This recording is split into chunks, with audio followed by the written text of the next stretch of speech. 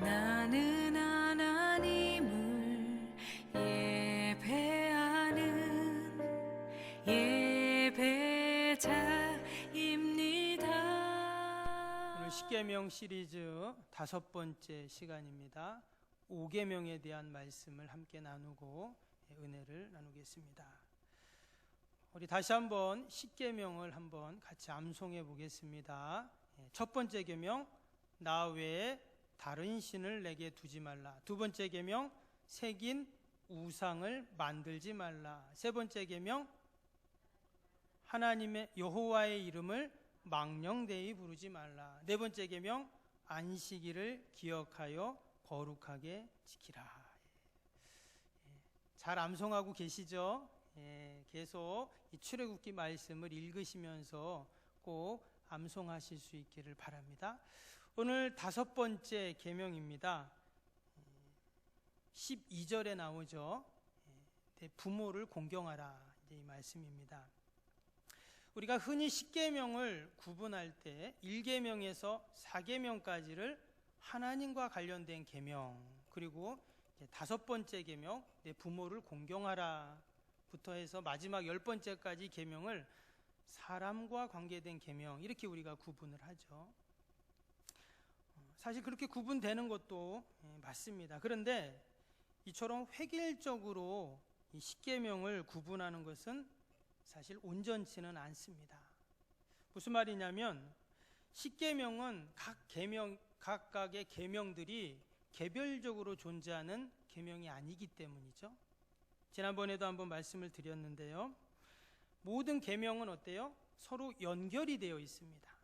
그래서 마치 서로 설명해주고 보완해주는, 그래서 이 10계명은 각각의 계명을 따로따로 분리할 수 없고 다 연결되는 계명이다, 이런 말씀을 드렸습니다. 그래서 오늘 5계명도 위에까지는 하나님에 대한 계명, 밑에는 사람에 대한 계명이라고 말하기보다는 위에 거를 또 보충하고 또 설명하는 이런 계명이라고 우리는 이해하면 됩니다. 특별히 10계명을 예배라는 틀 속에서 우리가 해석하고 이해하는 것이 바람직하다, 이런 말씀을 드렸죠. 그래서 첫 번째 계명인 나 외에 다른 신을 두지 말라, 이 말은 예배 대상에 대해서 말했습니다. 또한 새긴 우상을 만들지 말라가 예배 방법이죠. 만든다, 방법을 말합니다.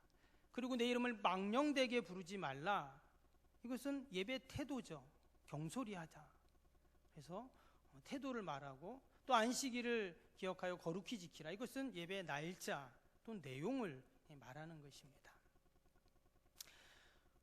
하나님이 우리에게 10계명을 주신 분명한 이유가 있습니다. 6절에 나왔던 말씀처럼 나를 사랑하고 이 계명을 지키는 자에게는 언제까지요?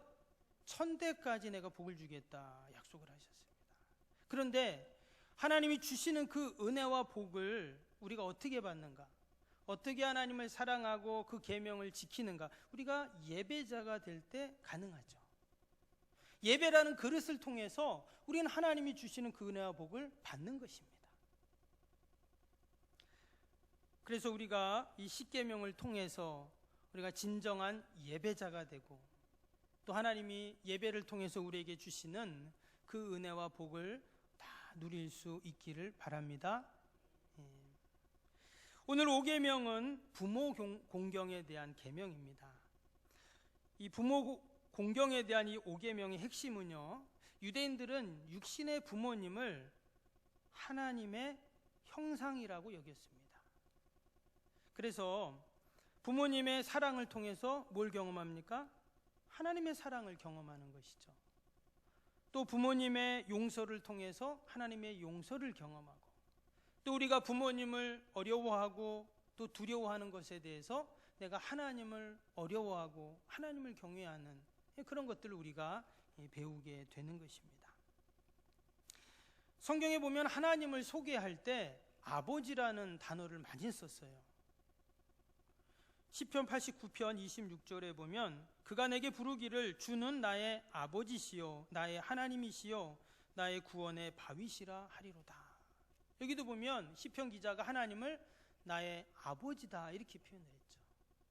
예수님께서도 하나님을 뭐라고 했습니까? 요한복음 20장 17절에 보면 예수께서 이르시되 나를 붙들지 말라 내가 아직 아버지께로 올라가지 아니하였노라. 하나님이라는 표현도 있지만 아버지께로 올라가지 아니하였노라 이랬어요. 내가 내 영제에 들어가서 이르되 내가 내 아버지 곧 너희 아버지. 이 말은 뭐예요? 우리에게도 하나님을 아버지라고 너희의 아버지 이렇게 하나님을 예수님이 소개를 하셨습니다. 바울도 각 교회에 편지를 보낼 때 어떻게 편지를 보냅니까? 하나님 아버지 이렇게 계속 편지를 보내요. 에베소서, 빌립보서, 갈라디아서, 빌레몬서, 바울이 쓴 모든 서신서를 보면 하나님을 항상 아버지 하나님 또는 하나님 아버지 이러한 표현들을 많이 기록을 해 놓았습니다. 아마도 당시 하나님을 이해하는 데 있어서 가장 쉬운 이해가 무엇이었는가? 하나님은 아버지와 같은 분이다. 나를 이 땅에 존재하게 하신 분이다. 또 그 아버지의 모든 것들을 아버지 하면 우리가 떠오르는 그 이미지가 있잖아요. 마치 하나님을 생각할 때 하나님은 보이지 않으니까요. 보이는 육신의 부모, 아버지를 보면서 하나님을 생각했다라는 것입니다. 이것은 반대로 이야기하면 이스라엘 백성들에게 부모님이라는 존재는 하나님과 같은 존재였다라는 거예요. 탈무드에 보면 이 부모님의 생명을 걸고 함부로 맹세를 해서는 안 된다. 또 부모님을 공경하는 것이 곧 하나님을 공경하는 것이다. 이런 기록들이 많이 기록이 되어 있습니다. 오늘 12절에도 내 부모를 공경하라 이렇게 나왔죠.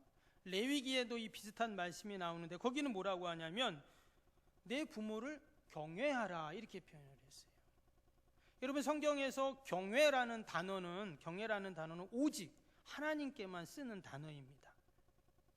근데 또 한 군데 나오는데 그게 뭐냐? 부모님을 공경하는데 경외라는 단어를 썼다는 거예요. 하나님에게만 써야 되는 그 단어를 부모님에게 썼다는 거예요.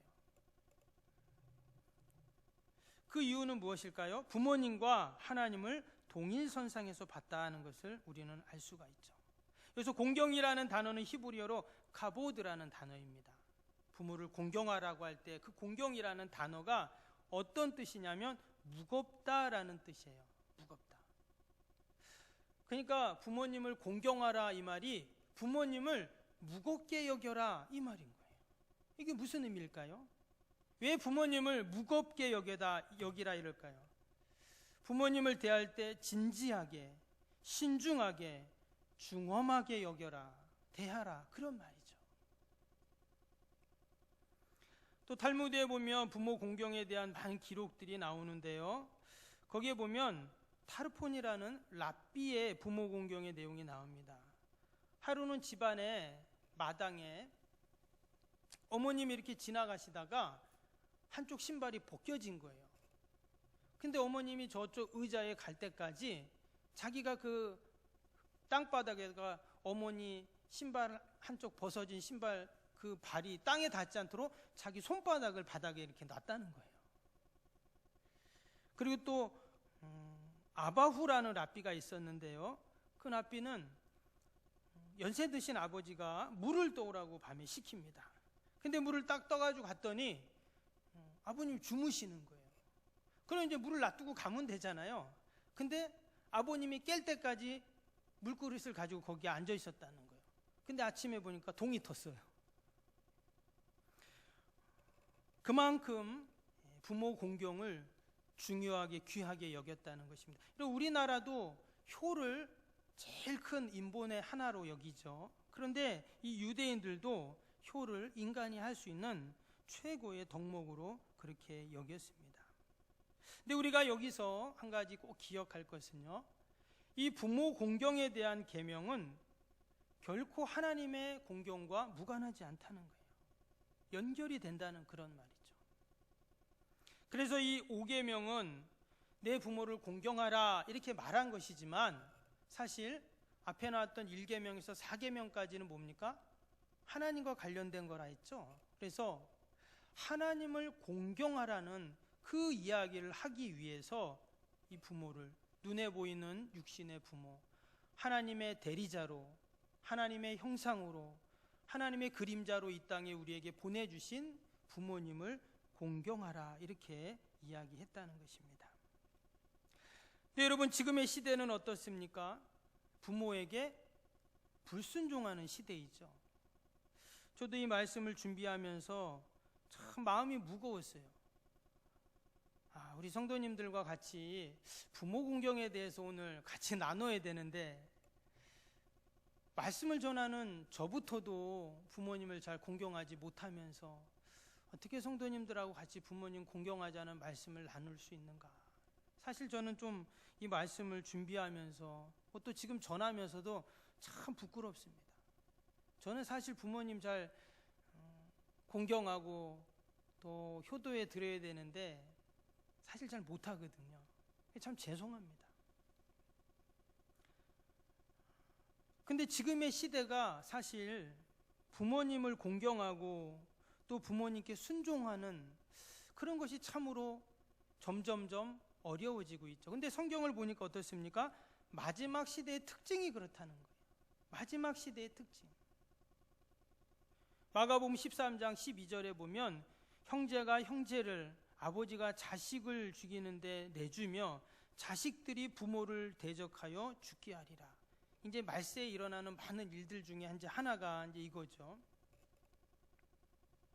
부모 형제 간에, 또 자식, 또 부모와 자식 간에 서로가 서로를 죽이는 그러한 일들이 일어난다는 거예요. 실제로 죽이고 이러진 않더라도 어떻습니까? 때로는 마음을, 때로는 그런 상황들을 통해서 얼마나 우리가 형제들과 또 부모 자식 간에 그런 아픔들이 얼마나 많습니까? 때문에 이 10계명 중에 5계명은, 이 부모 공경의 계명은 이 시대의 어떤 계명보다 꼭 필요한 계명이고 우리가 반드시 지켜야 하는 그러한 계명인 줄로 믿습니다. 특별히 10계명 중에서요, 이 5계명인 부모 공경의 계명은 다른 계명하고 조금 다른 것이 있는데, 그것이 뭐냐면 약속이 있다는 거예요. 다른 것은 뭐 하지 말라, 뭐 해라, 이렇게 쭉 나오잖아요. 근데 특별히 이 부모 공경에 대한 말씀은 내 부모를 공경하라 이렇게 끝나지 않고 어떻게 됐어요? 이어지는 말씀에 보니까 그리하면 내 하나님 여호와가 내게 준 땅에서 내 생명이 길리라. 12절에 보면 그렇게 말씀했죠. 다른 계명하고는 다르게 추가적인 약속, 은혜가 있다는 거예요. 특별히 부모를 공경할 때 어떤 은혜를 주십니까? 땅에서 내 생명이 길리라. 장수에 대한 약속을 해주셨습니다. 신명기 5장 16절에도 이 말씀이 나오는데요, 거기는 뭐라고 했냐면 잘 되리라 그랬어요. 이 땅에서 형통에 대한 복을 주신다고 약속해 주셨습니다. 여러분, 우리가 건강하기 위해서 얼마나 많은 일들을 합니까? 그리고 또 형통을 위해서 얼마나 많은 일들을 해요. 근데 성경에서는 네가 건강하려면 다른 게 없다는 거예요. 뭘 먹고 무슨 일을 하고 무슨 운동을 하고, 그게 아니라 내 부모를 공경하라는 거예요. 이 땅에서 형통하려면 어느 학교를 가고 어떤 직장을 갖고 어떻게 재테크를 하고 어떻게 여가생활, 이게 아니라 내 부모를 공경하라.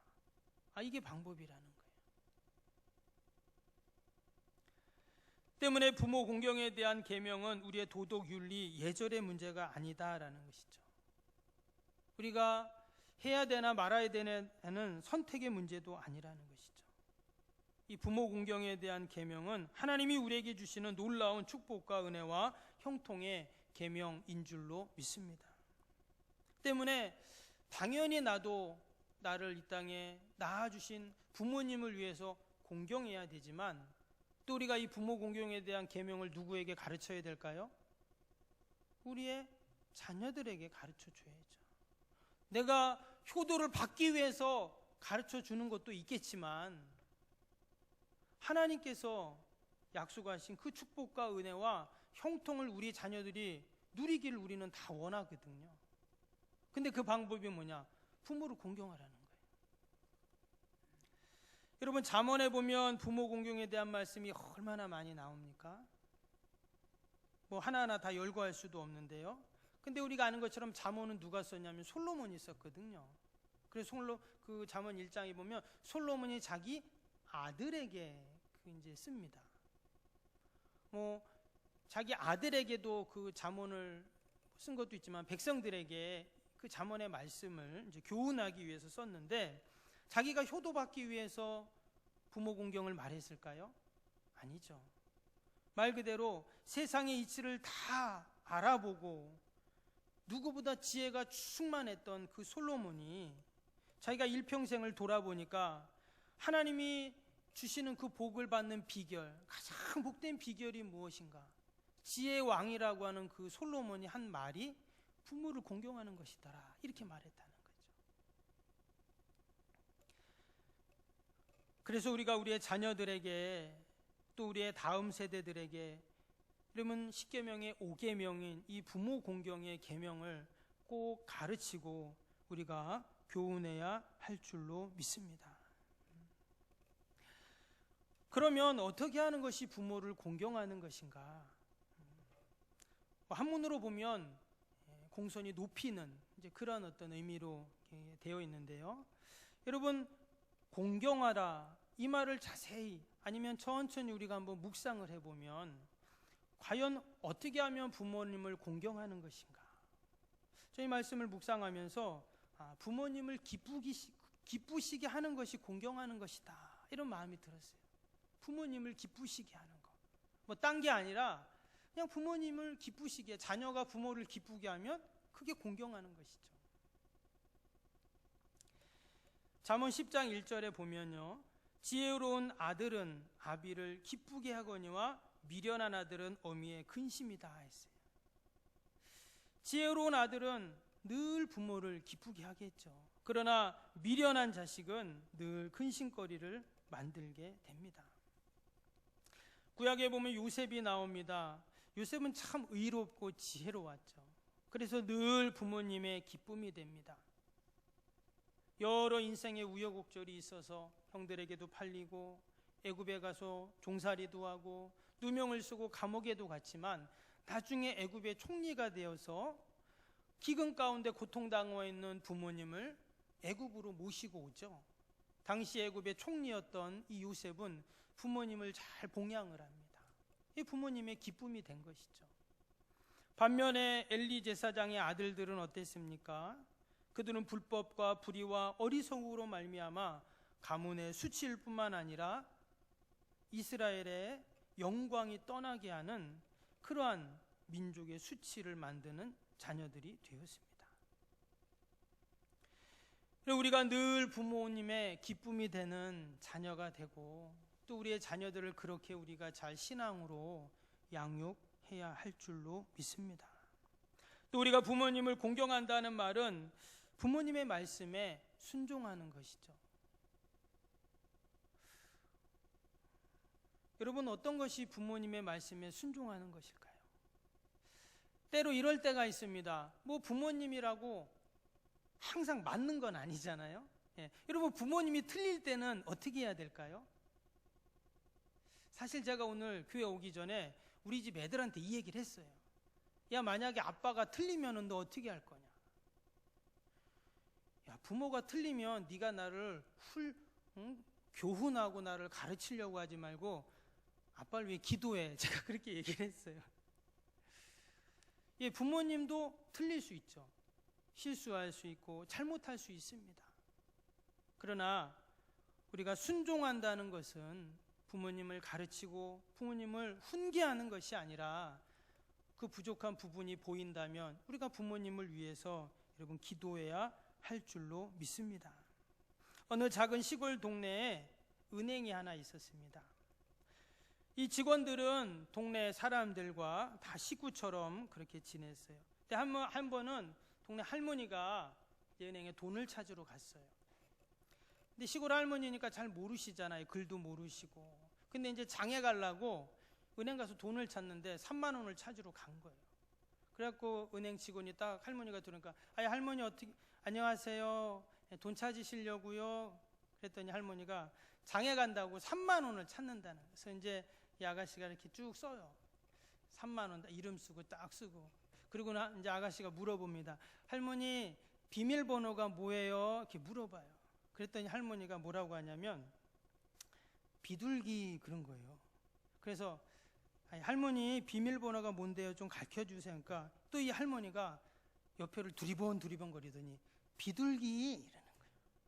아니 할머니 빨리 비밀번호 빨리 가르쳐 주세요. 장난 그만 놀고. 그랬더니 이 할머니가 변함없이 들릴까 말까 한 목소리로 비둘기 이러는 거예요. 그러니까 그 여자 직원이 화가 나고 할머니 지금 바쁜데 왜 이렇게 장난치냐고. 비밀번호 빨리 얘기해 주라고. 근데 알고 봤더니 비밀번호가 뭐냐면 9999였어요. 이 할머니가 이 비밀번호 9999를 이제 못 외우셔가지고 비둘기라고 외운 거예요. 왜? 비둘기가 99999 하잖아요. 여러분 사실 연세 드시면 그렇죠. 자주 잊어버리시고 또 까먹으시고 또 몸도 둔해지시고. 사실 우리의 부모님이 그런 것이죠. 잠언 23장 23절에 보면 내 부모를 즐겁게 하며 너를 낳은 어미를 기쁘게 하라 이렇게 말씀이 나옵니다. 그런데 이것을 현대어 성경에 보니까 뭐라고 써놨냐면요, 너를 낳아주신 아버지가 이르시기를 말씀을 잘 들어야 한다. 늙으신 내 어머니를 우습게 여겨서는 절대로 안 된다. 이렇게 풀어서 써놨어요. 여러분 우리가 부모님 말씀을 잘 듣고 순종하는 것이 부모님을 기쁘게 해드리는 모습인 줄로 믿습니다. 골로새 3장 20절에도 보면 자녀들아 모든 일에 부모에게 순종하라. 이는 주 안에서 기쁘게 하는 것이니라. 우리가 부모님에게 순종하는 것이 주님을 기쁘시게 하는 거래요. 우리가 부모님께 순종할 때 부모님도 기뻐하잖아요. 그런데 하나님도 기뻐하신다는 거죠. 우리가 늘 부모님께 순종하고 또 부모님을 기쁘시게 해드리고 또 더 나아가서 하나님을 기쁘시게 하는 저와 여러분이 될 수 있기를 바랍니다. 무엇보다 우리에게 형통과 건강과 천대까지 복을 약속하신 이 5계명, 이 10계명을 우리가 늘 기억하고 나뿐만 아니라 우리의 자녀들에게도 내가 효도받기 위해서 부모 공경하라고 가르치는 것이 아니라 우리의 자녀들이 이 땅에서 하나님의 은혜와 축복을 받고 잘 되게 하기 위해서 우리가 부모 공경을 가르치고 또 10계명을 가르치는 저와 여러분이 되실 수 있기를 바랍니다.